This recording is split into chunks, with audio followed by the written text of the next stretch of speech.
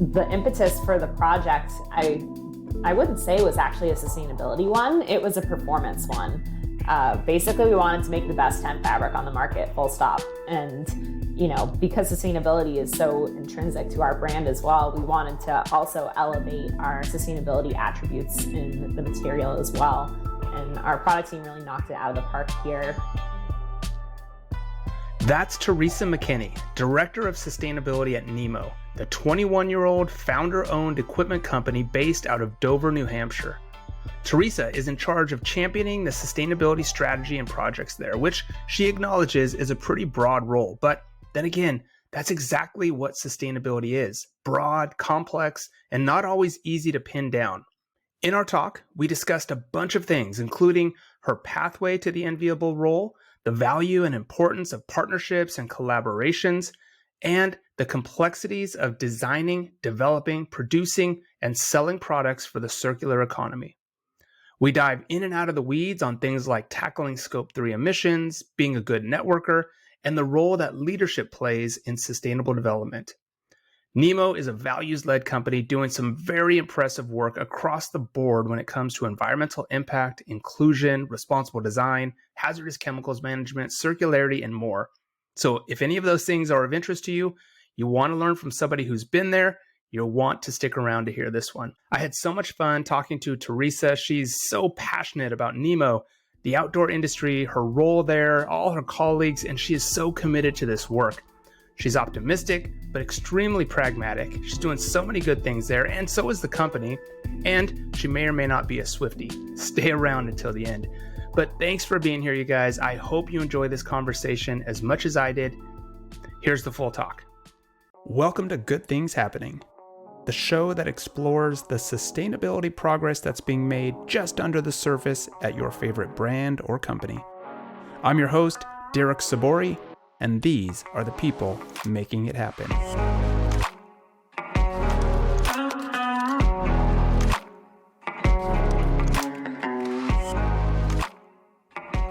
All right. Hey, Theresa, how's it going today?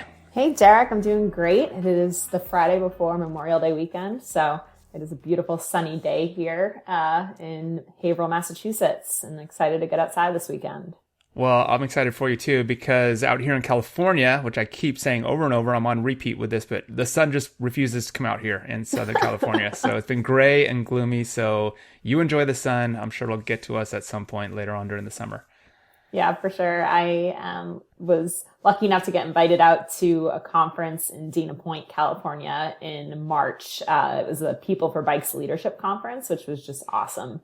But I'm not going to lie, a driver for me to immediately say yes was leaving New England for Southern California, in the winter. And of course, it was the same week that it was just pouring rain for days. So rain for days and cold. God. Yeah, it was crazy. Yeah. We had a cold winter. So glad you have sun. I'm glad somebody is enjoying some sunlight, but I'm just thankful to you for taking time out, because I know you're busy. You've got a lot going on. We're going to talk about it all, but thank you for being on the show today. It's great to have you on. Yeah, of course. I'm excited to be here. So maybe we'll start with, having everybody or having you give everybody just a little bit of insight. You're the Director of Sustainability at NEMO, which is an outdoor products company making killer outdoor products, sleeping bags. I think that's what you guys are known for, tents, etc. So I'll let you kind of explain, but I love sort of the ethos of the company. I keep seeing, that NEMO produces only products that deserve their place in the world by being truly different and better than what already exists. I see that a lot from your founder and CEO, Cam Brenzinger. So maybe give us a little background on NEMO and your role there, because we're definitely going to talk about how you got into that role, but just overview, give us the high level. Yeah, for sure. So NEMO has been around for over 20 years. We're still a private family-held company, and there's about 50 of us in Dover, New Hampshire, which is in the Seacoast area. So in our corner of the country, I'm regularly going to 3 states in a day. So I live at sort of the northern tip of Massachusetts, and then NEMO is in New Hampshire, and then Maine is right over the border there. So a little different than out west when you can drive 8 hours and be in the same state, right? That's right. So our CEO and founder, Cam Brenzinger, is from New Hampshire originally. And he came up with the idea for NEMO when he was on a camping trip as a Rhode Island School of Design student. And he was camping on Mount Washington in New Hampshire, which is about 6,000 feet tall. It's our highest mountain in the state. It's not as big as some of those 14ers out in Colorado and out west, but we do boast some of the worst weather in the world. So actually this past winter in February, there was a day where Mount Washington had the coldest recorded air on record temperature, which is nuts. Like the whole planet, everything that we have recorded, New Hampshire had the coldest spot for a snap there. Wow. So Cam was camping, probably not when it was that cold, but on a really windy night. And his tent was slapping him in the face all night, and he just felt like there had to be a better way. So he came up with our first product design, which was called an air beam supported tent. The way it worked is instead of, at the time, there were kind of these bulky, heavy tent poles. This was a lightweight sewn air tube. And the idea was that it could kind of move with the weather, but maintain the structural integrity of the product. He sewed this air beam tent himself. He used over 2,000 pins for those of you who are fashion or sewing folks. And that was our first market, or our first entrance into the market. So from there, we've really brought that level of innovation to every new category we enter. So camp furniture, we have chairs that swing and recline. Our sleeping bags have a pretty innovative stretch stitching that allows you to not get all tangled up in the night. Our sleeping pads had a really unique foot pump that made it easy to inflate. And we're rolling out in 2024 backpacks that are fully recyclable. So that level of innovation has always been there, but it's a design directive, but it's also a sustainability directive as well. So from the start, Cam had a lot of trepidation about starting a consumer goods company that was making more stuff. And as you said, Derek, we really bring that question with us every time we design something, starting with, should we make this product? And now that we know that most of our impacts happen when we're creating it, before we even ship it, should we be making this at all? So that's a little background on NEMO. We, again, are a team of about 50. I've been with the brand for 8 years. There were about 13 or 15 of us when I started, so it's been a pretty wild ride. We don't have any retail stores, but you can find our goods in retailers like REI, Public Lands, LL Bean. And then we also really value our small mom and pop shops. So a great example locally is Kittery Trading Post for any Mainers out there. And that's NEMO. Any Mainers out there? Hopefully we're getting some Mainers listening to the show here. That'd be great. So amazing. Sounds like it's been an amazing ride. That 8 years, I'm sure, has been fun and exciting. And especially, so many people are always eager to learn what it takes to get into a sustainability role. So I want to go back and talk about your early days, because you didn't come into NEMO with sustainability. I mean, your education was from on the sustainability side, but that wasn't your first role there. Tell us about your first role at NEMO and how it evolved into a sustainability path, and maybe starting with your education. Like me, you've got your first degree, but then you went back for an MBA. So how did that all mash up and get you to where you're at? Yeah, so I grew up outside of the Boston area in a town called Billerica, Massachusetts. It's kind of like a unique area where I was only about 30 minutes outside of Boston, but still grew up on a dirt road. So an interesting town. And I just loved being outside as a kid. And it wasn't like these big, hairy adventures at all. It was just a lot of sort of rambling around in the yard. I was an avid Girl Scout and went to day camp, every summer for a week or so, but nothing too crazy. Grew up with my dad's outside magazine subscription sort of in the living room, and always loved reading stories of big adventures. So when it came time to look for colleges, I didn't really know what I wanted to do, which I don't think anyone at 18 should or does. Right. But I was really drawn to University of New Hampshire. And when I really think about it, it's because a friend of mine, her older sister, went there, and she just did all this crazy stuff. She joined the mountain biking team at UNH. She went on a study abroad program to New Zealand, which I later would end up doing as well. And I think she really kind of like subconsciously infiltrated me with just showing what you can do in the outdoors and in adventure and for college, and just opened my eyes to a world that I didn't really grow up steeped in, that outdoor recreation community. So decided to go to UNH. It was about an hour away from home, but it felt really different, like going to college and being on campus, and just pretty luckily immediately finding that group of friends who I'm still really tight with today that just love getting outside. So when I was at UNH, I climbed my first New Hampshire 4,000 footer. That would become a huge project for me. There's 48 of them in the state, and it took me 9 years to complete them, and really got me in love with spending time out in nature. And I started out as an anthropology major, mostly because I wanted to be Indiana Jones, but quickly realized that's not what modern anthropology is. So I switched to what was then environmental conservation studies, which was more of a biology, environmental science-based program. And I was hoping to get into public policy or public lands management. So I had internships at the New Hampshire State Parks Department. I was a social media and photography intern. And then I spent the summer after my freshman year doing an AmeriCorps stint with a group called the Student Conservation Association. And it was 3 months at a national park. So it was Cape Cod National Seashore. And I was a shorebird technician. So I was just ripping around on ATVs down the beach at dawn, looking for piping plovers and yelling at people when they got too close. So cool. So not cool. The worst gig, It was pretty good.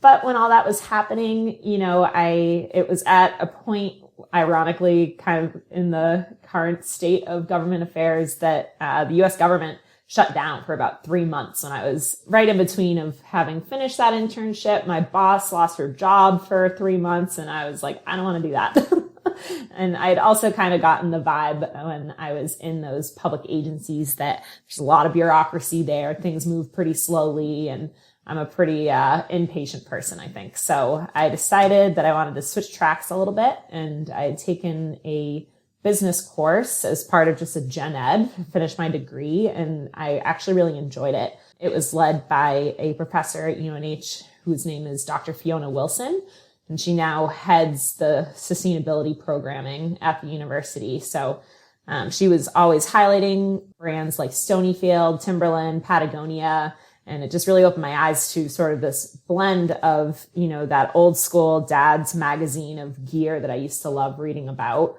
and my passion and interest in sustainability. So I graduated undergrad, and they actually changed the name of my degree the last year to environmental conservation and sustainability, which was a great buzzword to have on my degree. Yep. And I had an opportunity to potentially get a free ride to grad school because of a job that I had on campus. And so I felt that I could either do, a climate science type of degree, or I could totally switch gears and get an MBA. So I ended up going the MBA route, got into the MBA program, didn't get the free ride, but I was like, you know what? It's just another year of school. I don't have a job lined up. Let's throw it on the student loan pile. And it ended up being a really fantastic decision. The program at UNH really pushed me. It was totally outside of my comfort zone. I had been taking, wilderness navigation courses, which I maintained was actually really useful. But then switched into graduate level finance and accounting, which was tricky for me, but taught me a lot about myself, taught me a lot about working in a group, constantly, which is a reality of doing business, right? And so I finished my MBA that year and, gave myself 6 months to kind of, screw around a little bit until my student loans kicked in. Yep. And, was looking around in New England for an outdoor industry job. And there weren't really that many brands out here. We have Timberland in Stratham, New Hampshire. There's some shoe brands down in Boston, but I had NEMO on my wish list, but I also knew that they were really small. So a buddy of mine from college had an entry-level customer service job at the time that summer. And when the fall rolled around, he let me know that they were having a hard time filling a logistics coordinator position. And I didn't really have any specific logistics coordination or operations experience, but I was super stoked on it and had my shiny MBA and managed to get my foot in the door for an interview and convince the team that I could figure it out. And I think I've been figuring it out in one way or another for about 8 years now. And that's how I landed at NEMO. I love that story, and I love figuring it out. I think that is such a valuable lesson to young students coming into their career. It's just like, you just got to get in, figure it out as you go, jump in, take that first opportunity that you get. Were you excited about logistics at the time, or did you have your eye always on sustainability, or was it more about just getting somewhere that you could appreciate the company, the culture, and just to start your career path? Or did you always have your eye on sustainability? I definitely always had my eye on it and was talking about it, like going back to my interview. I think I was, however old I was, 22 or something, 22, 23, and sitting down with the senior team at the time at NEMO and saying, no, I don't have experience in this, but yes, I'll figure it out. And also, this is the work I really want to be doing. And I do think it's tied together, which it was. So, over time, and we can get into it, but over time, I learned a lot about sustainability in the outdoor industry. And a lot of our environmental impacts happen in our supply chain, which is what I was managing at the time. So when I joined, we were a 2-person ops team. It was me and our COO, which is just so funny to think about. Now we have, I think, 12, 13 people on that team, and they're all very busy, right? But at that time, NEMO was a lot smaller, not as much name brand recognition back in 2015, but growing, and definitely always I felt like a really innovative, cool brand that people were excited about. So when I started, I was handling not so much the forecasting, but basically from the point of ordering products from our factory partners all the way to when it would ship to the customer, wherever that was going. So I was connecting with all of our vendor partners overseas. I was the point of contact for our third-party logistics warehouse, and just learning all sorts of random things along the way about customs and, things that felt really significant at the time with supply chain disruptions that looking back, it's like, haha, compared to later. But I was pretty vocal about wanting to do sustainability for the brand. And there was always an interest at NEMO about it. Work had already happened previous to me joining. And I've had sustainability in my titles probably since, maybe 6 months after I started, but I only went full time in sustainability last August. So just like wearing a lot of hats, and now I'm still wearing a lot of hats, but it's all squarely in the sustainability space.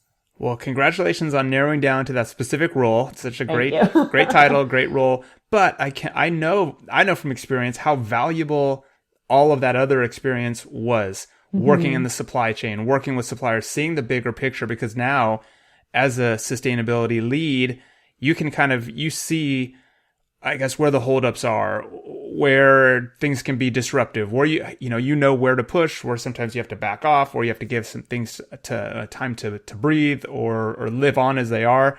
Would you agree? Has that been valuable for you?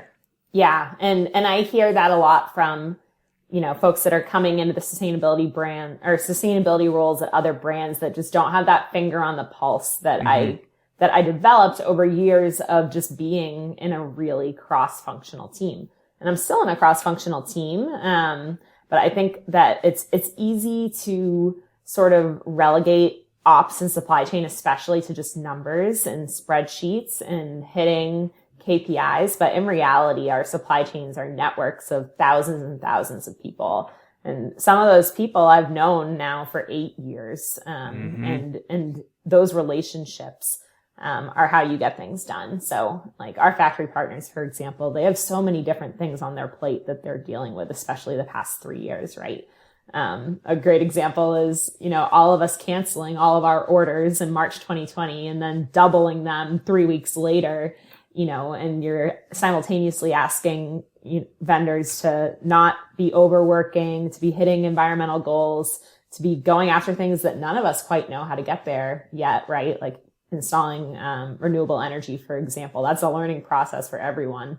And I think that those relationships are super key. And I was lucky to build those relationships over time in another context.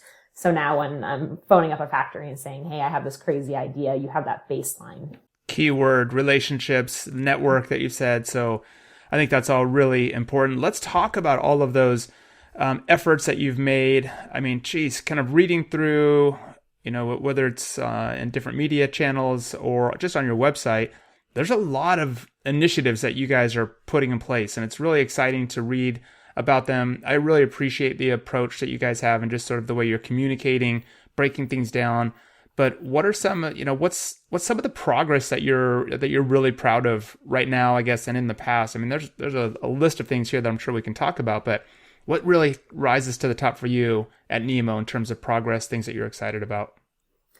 Yeah, I think, as I said, the work predates me and goes all the way back to the beginning. And we have great stories from early days at NEMO of taking offcuts from waste in our textile supply chain and making things like wallets and tote bags at trade shows.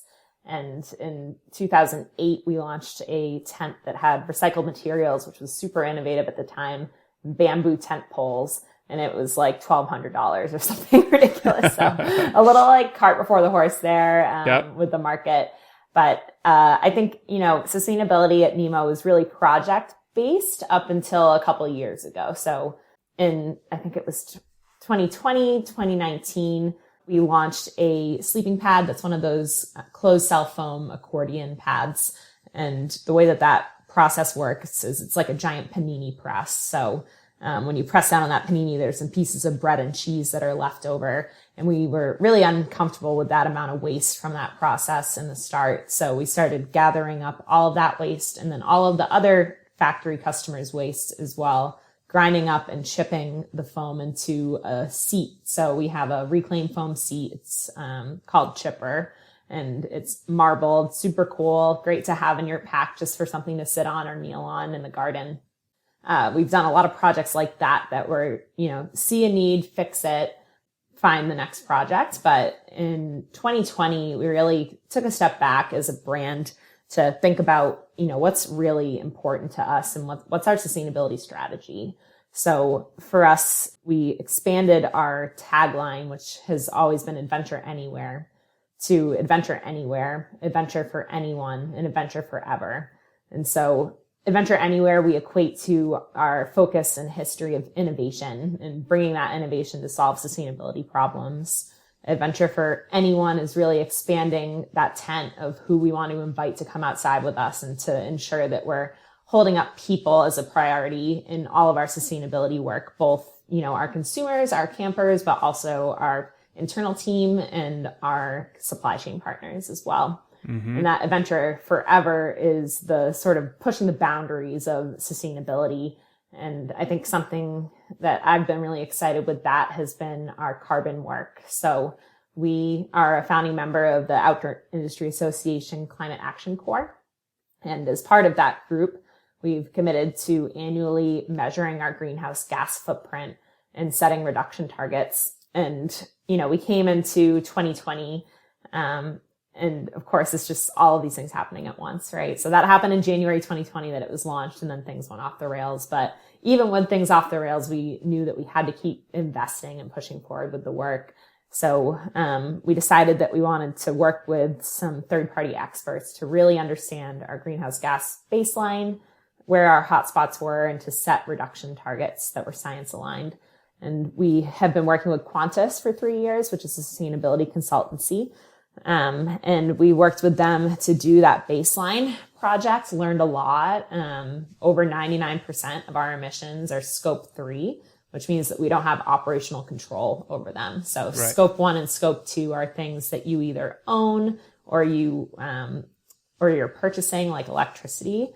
But scope 3 is the tough nut to crack because it's not things that we have direct control over, but that's our whole footprint, right? Yeah, because that's at scope 3 is at both ends of the supply. I mean, it's upstream and downstream as well, right? Manufacturing and consumer use. Yep. 87% of our emissions happen before the product even leaves the factory. Wow. So for us, it's really embedded in the product. And again, this is different for every business. We don't have any retail. We don't own our office space. It's really embedded in our materials. So through that footprint with Qantas, we were able to identify polyester, nylon, and aluminum as our heaviest emitters. And we understood what our average emissions intensity per product was. So our baseline from 2020 is 40 kilograms on average per product that NEMO produces. And there's a pretty big spread between our material and product types. So on the high end, our tents and furniture, which makes sense because those have a lot of aluminum and hard goods, and they're also just physically heavy. Our footprint is really driven off of our total kilograms of material usage annually. So those heavier products are generally more intensive. And then on the low end are sleeping bags, sleeping pads, and pillows. So we set a target to cut our emissions intensity per product in half by 2030, from a 40 kilogram on average baseline to a 20 kilogram on average. And as of calendar year 2022, we've had, ironically, a 22% reduction in emissions intensity. So we're almost halfway to halfway, which is really exciting.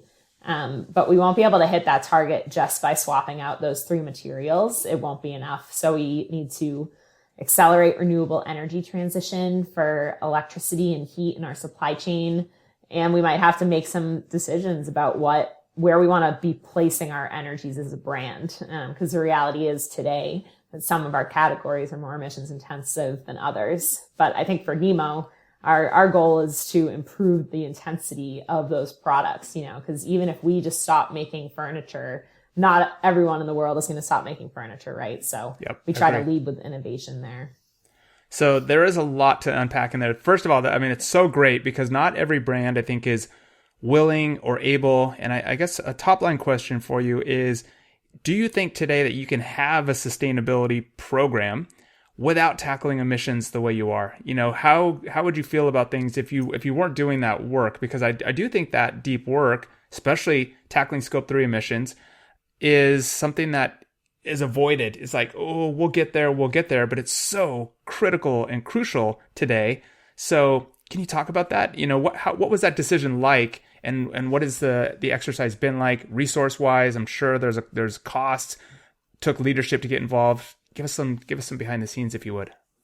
Yeah, I think, NEMO is, how do I put this nicely? A pretty nerdy culture.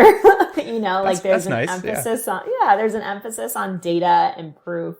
And all of greenhouse gas accounting is estimates, right? So there's still a constant coming around to understanding that these are all estimates and we just need to be moving directionally in the right way and improve our modeling as much as we can year over year. But I think there was alignment with the whole team that climate we see as the biggest crisis of our time. And it's not just for, the planet as a construct, but for all the people on the planet. And we're seeing it from a business perspective too. So in 2021, all of the campgrounds run by the state of California shut down for 2 weeks over Labor Day. And if you're thinking from a business perspective, the mom and pop shops out in California are trying to clear out their camp inventory to make room for ski season. And when they aren't able to do that, that has ripple effects on all of our businesses for the next season, right? And that's just the business perspective. Of course, there's human health and safety perspectives that they shut down those campgrounds because they were trying to avoid wildfire risks, which makes sense, right? Yeah. So there's alignment just ethically and philosophically that climate is important. And then from a business perspective, and we're being asked about it from our customers. And, we were sort of reading the tea leaves of the way that the industry was going.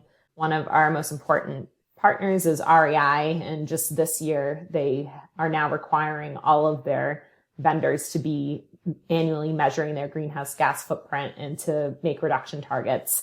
So while we were barely a little ahead, it felt really good to come into this year and to be able to say, yes, we're already doing that. And we're making progress.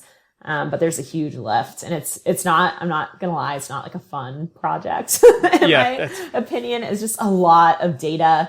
None of our businesses are set up, to easily be able to pull this, I assume. I think, with more regulations and legislation coming, that will change 15, 20 years from now. It'll be easy to just say what's our total kilograms of carbon estimate for the year? It's not easy now, but it was people were on board in NEMO, bottoms up, top down. There's just a lot of healthy discussion around, how good do we feel about these estimates and how the hell are we going to meet the goals? And that's going to be a discussion, until both of us are gone, right? Right. We're always going to be improving our modeling and things are going to change and we'll get new information and have to kind of go back and massage things. But there's luckily always been buy-in at our team, especially from the senior level. This is work that we should be investing in. going back to what you said, it's not easy. It's difficult. I think because it's just not normal, right? And so you need to get that data. You need to reach out to your next supply chain partner who needs to reach out to their next one, et cetera. It just keeps going down the line.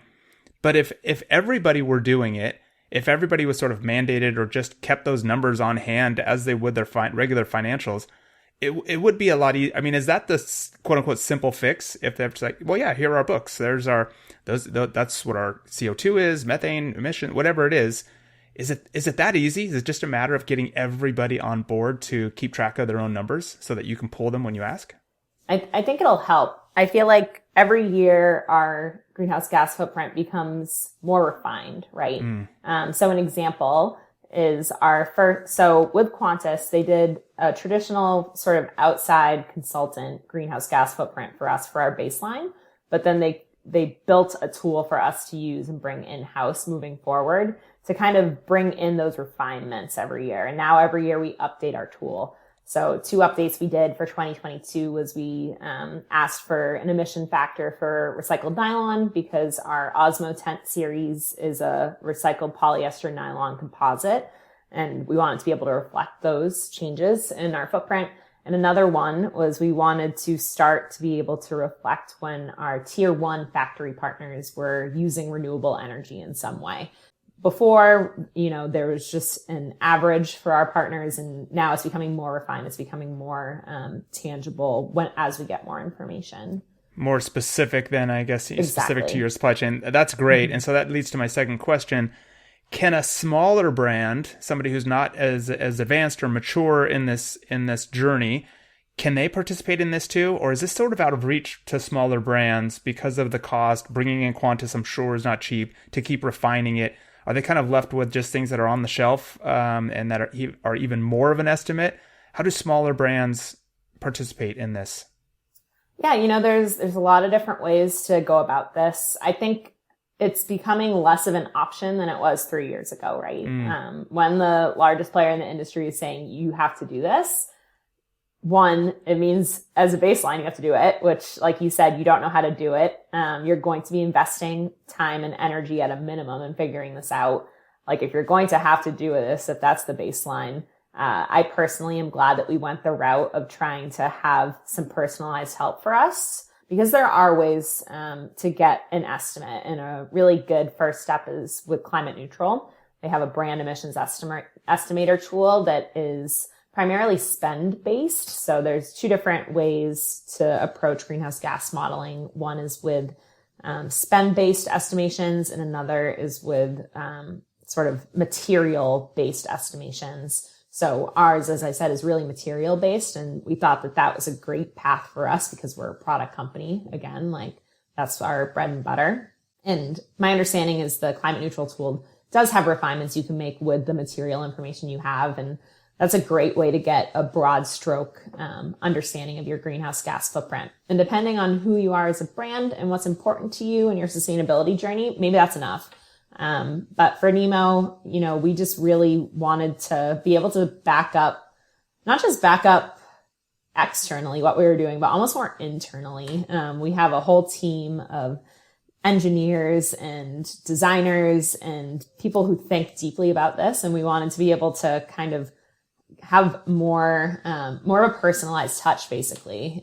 We spent a lot of time with Qantas talking through our business model, which is different than another brand's business model, right? But I think the Climate Neutral B tool is a fantastic place to start. It's either free if you're an OIA member, or it's not super expensive.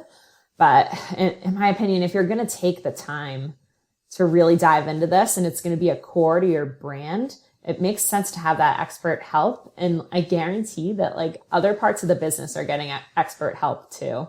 And my other plug is that we were all spending hundreds of thousands of dollars on trade shows pre-pandemic. So just like grab a little bit of that. I love that. For sustainability. I'm so glad you brought that up. That's always been my argument. It's that there's plenty in that pie to just start just carving it. If that means taking a little bit from everything else, but you're absolutely right. Companies are paying for athletes, ambassadors, trade shows, whatever it might be. It's just like carve a little bit out and make a nice little pie piece for sustainability or for carbon, for greenhouse gas accounting. So great to hear. I love that. You mentioned the Osmo fabric series. Just on the website, I'll put the link here into the show notes. But I mean, things like that are so great. It seems like you guys are putting so much effort into really diving in deep into materiality, your actual materials. But I mean, maybe talk a little bit about that, because it just seems like it's baked into the culture to you guys are tackling this in a deep, meaningful way, right? Yeah, and Osmo was an awesome development to witness, and we have a fantastic product team at NEMO who really led the way here. And the impetus for the project, I wouldn't say was actually a sustainability one. It was a performance one. Basically, we wanted to make the best tent fabric on the market, full stop. And, because sustainability is so intrinsic to our brand as well, we wanted to also elevate our sustainability attributes in the material as well. And our product team really knocked it out of the park here. We made a custom proprietary fabric that's a recycled polyester, recycled nylon weave blend. When you do that, you get the best parts of both of those fabrics. So getting the stretch, the durability, and the waterproofness of both of those together, which is really great. And so on top of being recycled, it's also PFAS free. So because of those two different composite materials that have different attributes, we were able to not use a PFAS water repellency on the tent as well. And it's 4 times better with water repellency. It stretches less when it's wet, and it's also just a stronger fabric.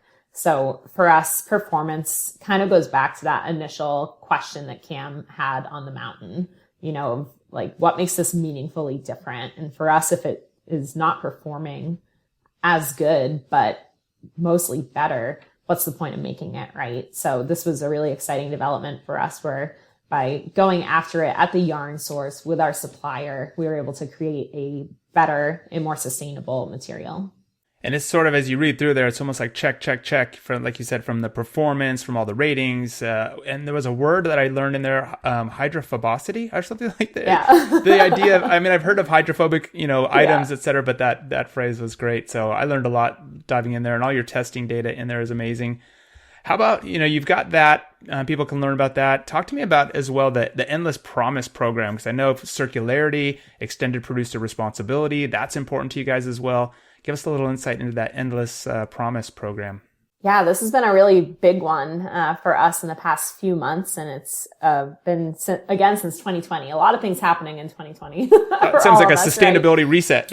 I think it was a reset for everyone on everything. It just kind of brought up what's important to all of us, both personally and professionally. And I think it's actually become a really great differentiator to draw people to come work at NEMO too, that we're really investing in this work. Anyway, so in pre-pandemic 2020, we had a directive from Cam, our CEO, asking us as a team to think about what it would look like if we skipped past the baby steps of sustainability and went straight to an end product and sort of worked backwards. And after a few weeks of hashing out what that meant, we really aligned on the idea that if we're going to use all these resources to make a product that is better and does deserve to be out there, we don't want that product to end up in a landfill at the end of its life. And for us, it wasn't just recycling. It was also making sure that we had repair programs, and we're in a circular re-commerce operation economy as well. So in May, recently we launched our first Endless Promise product that was the evolution of that idea. So our first product is the Forte, and it is a synthetic sleeping bag, so a recycled polyester sleeping bag. And we have solutions for repair, re-commerce, and end-of-life recycling for the bag in North America. And we're expanding the re-commerce, repair, and recycling in our other markets as well in 2024 and beyond. So for North America, the bag can be repaired in-house by us or with our third-party partners. We have a pilot with REI and a company called Trove, where right now a NEMO customer can turn in their used gear for a gift card, and then that product enters the REI resupply program. And so the goal is to keep the bag out on the trail as long as possible. But when it's totally toast, it's been up and down the AT 3 times, we have a QR code that is sewn into the bag that has instructions on how to get it back to us for recycling. And then the bag will go to our mechanical recycler called Unify out in North Carolina, and it will be turned into polyester textiles and fibers to go back into the sort of circular economy. So super excited about the project, and we're expanding it into more categories in 2024, which I can talk about in a second. But it's been a really galvanizing project internally at NEMO, and feels like we're really going after sort of these big, scary things, and had some bumps along the way. Our first recycling partner we were trying to work with needed a 40,000 pound test run, which is the equivalent of an entire year's worth of sleeping bags, right? To like make and then send over to shred. So they ended up dropping us, but luckily the sustainability community in the industry is just fantastic, and reached out to the network and got hooked up with Unify, which is good. So I want to touch on all those things you just said, because I think it just highlights the collaborative systemic effort that this takes, right? If we're going to really tackle these things, you can't just sort of do them in your silo and say, we're going to do this on our own, or we're going to have a circular product. I mean, look at all those names you just mentioned. On the retail side, you need to get the consumer involved, the end processor involved, who's doing collection, all of it. How was this a learning process? You went into this, I'm sure, already knowing this, but how much, I mean, I'm sure that was highlighted, and that really complicates things though, right? And maybe even with industry organizations, if you can just kind of spend a minute, like, what have you learned over these last few years of the importance of getting involved with others and working collaboratively in partnership with others? Yeah, it's pretty wild. I really am a believer that people want to be doing the right thing and to help each other, right? Mm-hmm. And I've also become like kind of psychotic with networking.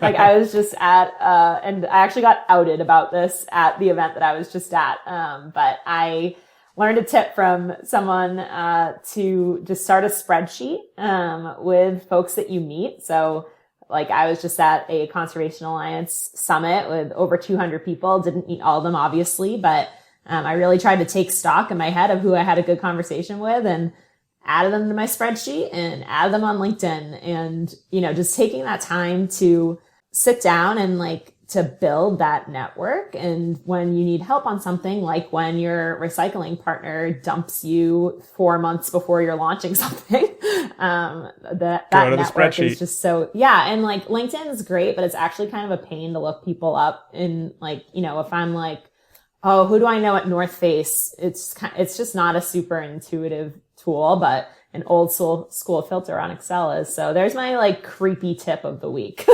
That is a good tip. Get the spreadsheet. What's funny is, sort of from my side too, what I use a spreadsheet for is I've got this long running list of every time I read something that is an innovation, a solution provider, anything that can be valuable, boom, it goes, because that's your directory.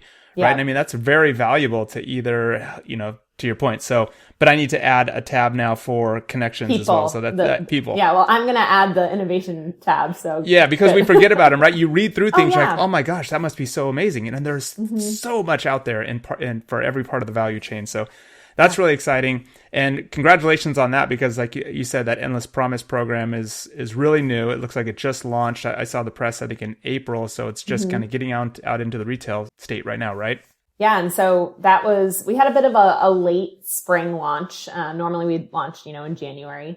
So it's kind of an interesting time where like we just had this great launch, but we're also starting to talk about 2024. So we had our global sales meeting a few weeks ago, and we introduced our 2024 line, which is expanding the Endless Promise program. So in 2023, we have Forte, which is our best-selling synthetic sleeping bag.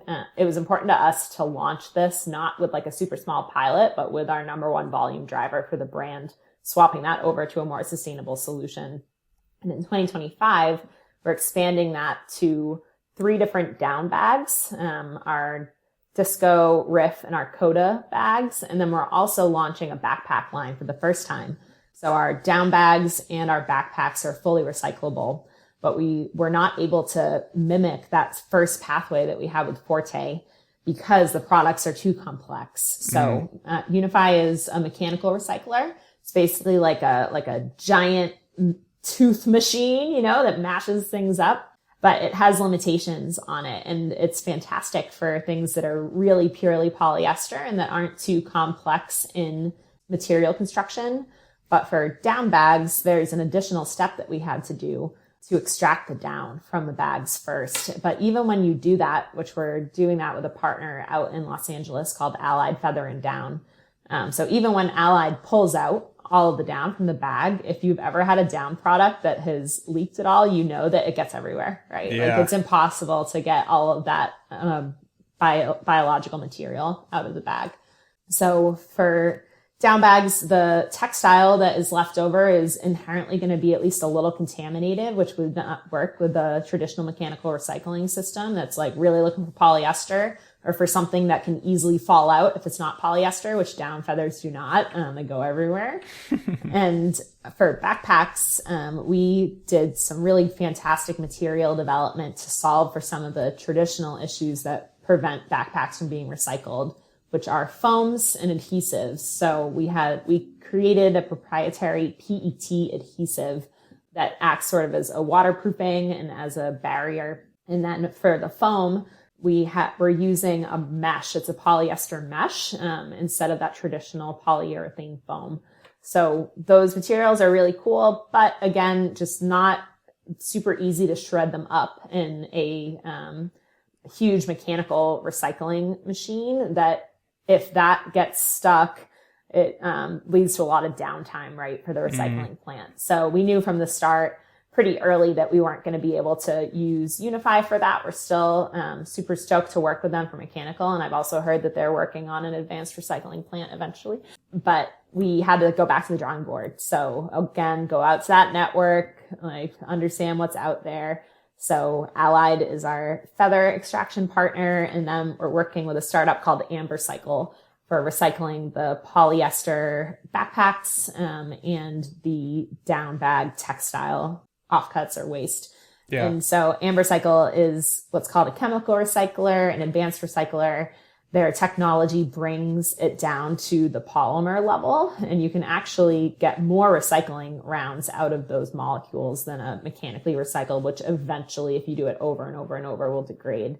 This is really the next evolution of recycling, and they're really at the forefront. And we've confirmed that our textile waste from the down bags and the backpacks are recyclable in their system. So that was a cool one too. But it's like the more you take 3 steps forward and then you're like, well, what about all of our other markets? You know, NEMO doesn't just sell in North America. And trying to get into other countries and figure this out when it's all so nascent is a challenge. But it's definitely exciting. But I think you're saying it here. I mean, circularity at this point still is a work in progress, right? There's still so much to be done. It is definitely not here to save us yet. It's sort of like you're working it out, we're figuring it out, putting all the players together. And it sounds like there's a lot going out here on the West Coast, because I think AmberCycle is based here in Los Angeles as well. Yeah. So that's cool, and that's really exciting. I'd love to hear that. Do you guys, with all of those materials that you just mentioned, do you guys have the conversation around synthetics? And just the idea of like, what do we do? Can we even get off of synthetics and plastic-based materials, or can we just those are just required in your space? I'm sure that's a conversation you guys have. Yeah, it's tricky. You know, I feel like, and this goes for all of us as sustainability professionals, we can like talk ourselves into a hole of being like, well, I don't want to use plastic-based materials. And then I also don't want to use nature-based materials because they're using land that could be used for food. And you just you fall into these holes, right? You paralyze yourself into doing nothing. Oh my God, yeah. And like I do that all the time. And like I grew up going to Catholic school, and like my family wasn't even religious. It was just the school next to my dad's lawnmower shop when I was a kid. But I feel like that Catholic guilt got into me, and it's not good for my sustainability self. Yeah. You're just like, no matter what you do, you're like, oh my God, this isn't right. So for right now, we are trying to focus on our emissions intensity. So we are super heavy in synthetics right now. And like with that as a baseline with our current state, we're moving from traditional synthetics to recycled that have better emissions factors. Like that's step one. When we launched our first sustainability report this spring, we had a lot of conversations about what should our goals be. And, you know, I came to the table and was like, oh, well, we should have a recycled material goal, that we want X% to be recycled. And talking with the team more, there's just like so much that we don't know yet and that we recognize that we don't know. For example, maybe right now, recycled polyester is the best version of a material to have the attributes that we need for something like a tent. But what if there's a bio-based material that comes out 5 years from now that we just can't even imagine, that has a better attribute profile that helps our greenhouse gas footprint, but that isn't recycled, So I think we're definitely thinking in how we're measuring things. And if we don't know how, we know that something's good, but not how to account for it, how can we get towards accounting for it? But right now we're using synthetics, and down is our one biological material that we have in our line. But yeah, I have lots of friends in the apparel and footwear space, and it's just totally different, right? Different world with leather and rubber, cotton, and there's so much out there. I think regenerative agriculture is super cool. I have a friend who left Prana to start a company called Enact. You should actually talk to her. Okay. And it's a sustainable hemp towel company. Oh, and cool. They just got their first deal with Target, which is so cool. So Brianna just went straight into it and really had sustainability at the forefront and kind of picked her lane. And her lane was hemp and regenerative agriculture. And she's really taken off. So maybe I'll make that intro for a future episode. Please do. Sounds like she'd be great on the show. So thank you. Awesome. Yeah. But yeah, long story short, we think about it. We see synthetics for the types of products that we make as superior for now. But that's not true for all product categories. And we kind of remain open to be proven incorrect. And I think that's a fair way to do it, right? Use them where they're most needed. And when they're not needed, if you're just using those synthetics maybe to bring down costs or just infuse them somewhere else, like maybe that's not the best use of plastic, but in your case, yeah, the superior performance, you need things that protect you on the mountain, in the elements, et cetera. So I think that's fair. And I think the more that I have learned, I think the easier, I've almost maybe different than you, I've almost lost my guilt. I'm like, it actually just keep doing what you're like. Don't beat yourself up, because everything you do, you can easily come in as like, oh, you're doing the X. Well, here are the problems. Here are the 1, 2, 3, 4, 5 problems, right? No matter what it is, it comes loaded with problems. So it complicates things, but we have to give ourselves a break sometimes. Yeah, I feel you. I just had actually a lot of conversations at that Conservation Alliance Summit that, there's a whole cohort of us that I think it'll be different 10 years from now. But right now, pretty much everyone in a director, whatever, manager level of sustainability came from somewhere else, right? We came from operations, or we came from sales, and we've all kind of learned along the way. And now we finally got these things that we've been pushing so hard for, and we find ourselves in these positions and we're like very stressed, which you can say that about any sort of leadership position. But I think it's tough for people in values-led jobs to separate yourself and the cause from the work that you're doing and start to accept, like you just said, that there always will be and always should be, questions about the work that you're doing. And I think I actually make this joke when I get crap for, existing as a sustainability person, which happens, that no one's going up to an accountant and being like, ooh, are you spending money on tacos? Like, I thought you were an accountant, Yes. Good. Very there's nice. There's something like in having a values-led role that obviously our work is so exciting and so cool, but it can be hard to step away from it, to remove your identity from your job, even if your job is super cool. So I've definitely been working through that as I'm getting to a stage in my career where I'm realizing that even when you're doing super cool stuff, there will always be more to do, right? And that can be hard to accept. And it's very hard. That's why I always bring my mug, because this is always my answer so for good. everything. It's like, it depends on everything, right? Which is better? People want to know, well, why would you do that? It's like, okay, well, no matter what, there's going to be something else that we can dive into. And that's the work. The work is never done, which makes it really exciting.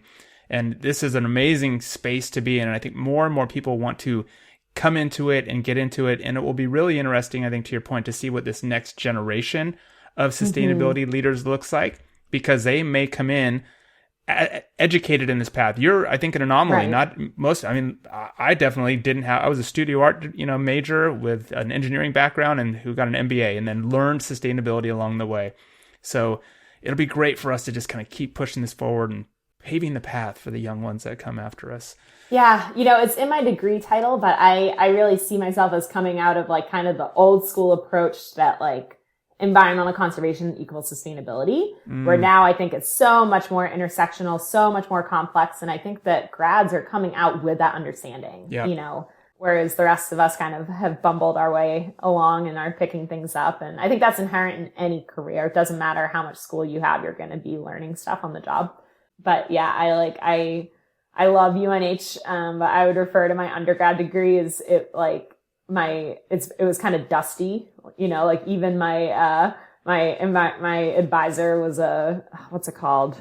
He was a bug professor, and like I'd go into his like office and it was just lined with dead bugs and dust, and he was just kind of this old school, like about to retire environmental hippie, which was like great. But I think there's just a new, fresh approach on all of these topics now that absolutely there's just so much more mainstream media and about it. And I'm excited for the next generation to come in, just already hitting the ground running, asking tough questions, which is good. Well, and I think the going forward, it should be business forward. It's kind of a business forward approach to sustainability, right? Because how do we continue doing business? Because that's the fun part. Everybody loves products and brands and their lifestyle goods, but how do we keep that, but do it more sustainably? So that merger, I think, is really exciting. We'll start to kind of round the bend here, so I can let you get back to all the work that you're doing. Looking forward, then, what do you see as the challenges, or I guess looking at it today, going forward, what's holding you back still from achieving that next breakthrough? Or maybe there aren't too many, but let's talk about challenges if you could, today and going forward. Are there any? What are the biggest ones? Yeah, I fight back hard when there's accusations of sustainability and performance being a compromise. I just don't think that's true anymore. And our Osmo tent is a great example of that. It's just literally a better tent. It just also has a better sustainability attribute profile. But what I can't deny is that there is a price gap there, between a traditional produced product and a product made with more sustainable materials. And I have some ideas of how to fix that, and borrowing from other industries' playbooks on things like trade and imports.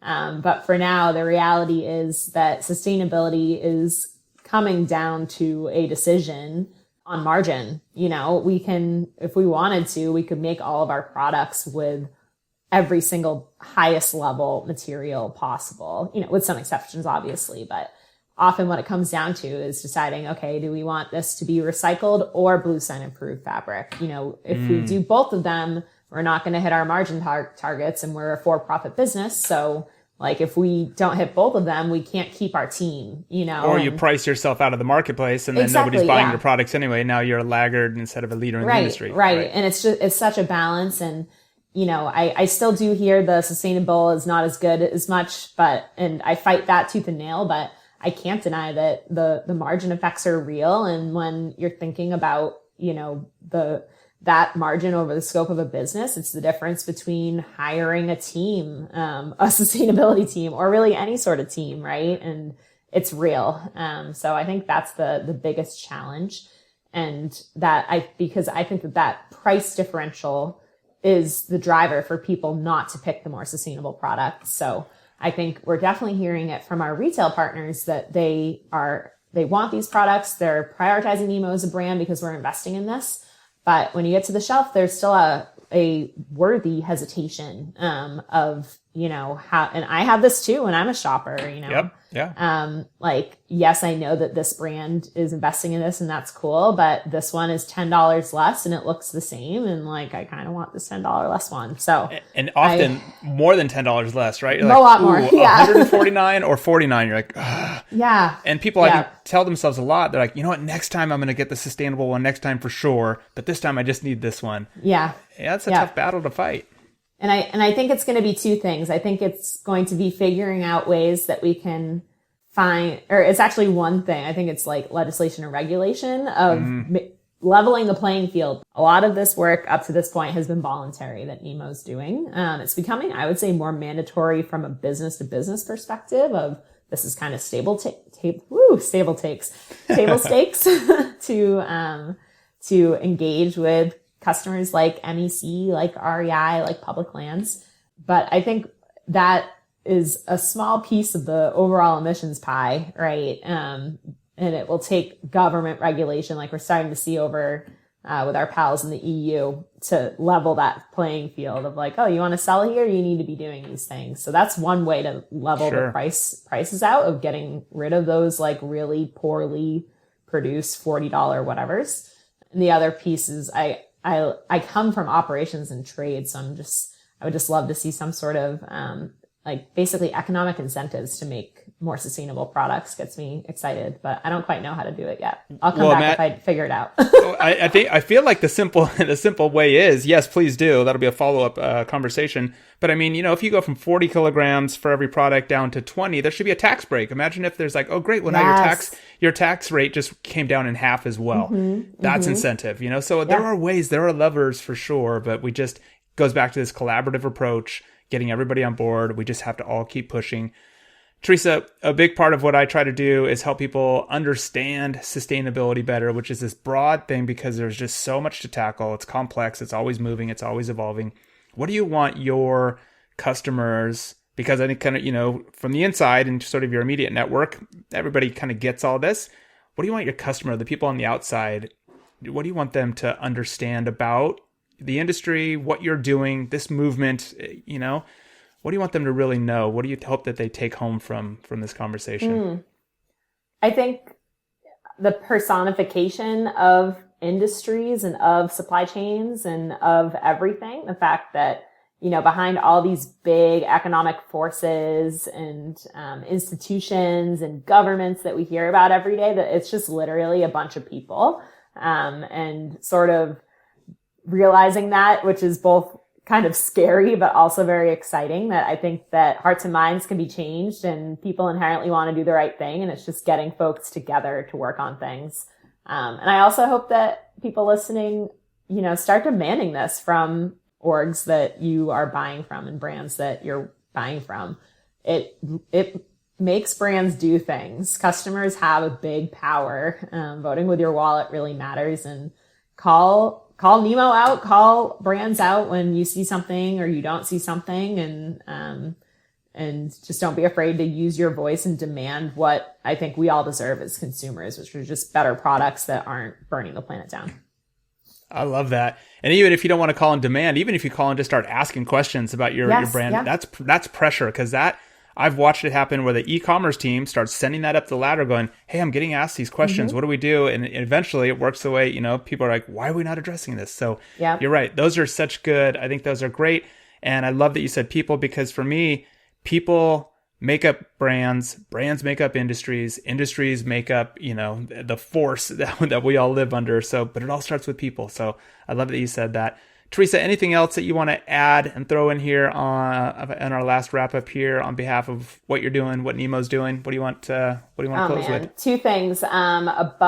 A bug professor is an entomologist. I remember. What's funny is I promise I almost said it, but I'm like, I'm going to sound stupid. I'm going to say the wrong thing. So I thought it was dendrologist, but that's trees. And I didn't Google it. It came to me. And my other sad news is that I told Derek at the beginning of this that I was in a queue for last minute Taylor Swift tickets, and it did not work out. So, but the good news is I didn't have to stop the podcast to be like, oh crap, I got to go buy Tay ticks. But yeah, we would have kept it. I would have included it in there anyway. So. Well, condolences. Condolences. Wow. For not getting the tickets. It's funny. I went with my husband in 2018. We had a great time. I'm not a huge Swiftie, but you just can't deny she's a fantastic performer, and right. But I haven't been a huge fan of the album since that time. So I didn't even try to get tickets for this tour, but I've just been seeing videos and it looks so cool. And she was in Boston last weekend, and that's where I live, and all my friends were going, and I had massive FOMO. So there's Ticketmaster has been dribbling out tickets at 2 p.m. on Fridays. So she's in East Rutherford, New Jersey. And I was like, oh, I can drive 3 hours. It's fine. But I didn't get tickets, but it's fine. I didn't really want to drive to New Jersey anyways, but I would have if I could. I feel like you're talking yourself out of or talking yourself into using polyester. I'm just or something. It's okay, Theresa, it's okay. Yeah. So I'm not going to make that mistake again. Always get the Taylor tickets when you can. That's right. And those are advice to live on. So that's my final advice. We'll leave it there. Theresa, cool. Thank you so much. I appreciate it. What a fun conversation, and congratulations on all the work that you guys are doing, and give a big shout out to the team, because it really sounds like you guys have embedded sustainability into the organization kind of at all parts. Sounds like everybody's firing on the same cylinder. So that actually would be really interesting at some point. Maybe I would do a follow-up with you just to learn about what it took to get there, the leadership, the buy-in, constant communication, I'm sure. How do you meet with your team? How do you actually operate all of this? So I'll hit you up for a secondary follow-up conversation, because I'm intrigued, because you guys are obviously making great progress. So for sure. I also love talking about how to break into the outdoor industry and how to break into sustainability too, and resources for that. So people love that conversation. A mini-sode or something. Absolutely. People always want to know, like, how did you get the job? And you know what? I always tell them, I'm like, you might not. So do what you're going to do and just bring sustainability along with you. Be a designer, be a product developer, be whatever you're going to be an accountant, but just know a lot about sustainability, because this is where all things are headed. All right. Cool. Well, hey, thanks, enjoy the weekend. Thank you so much. And we'll talk to you soon. Yep. Okay. Bye. Okay. Bye.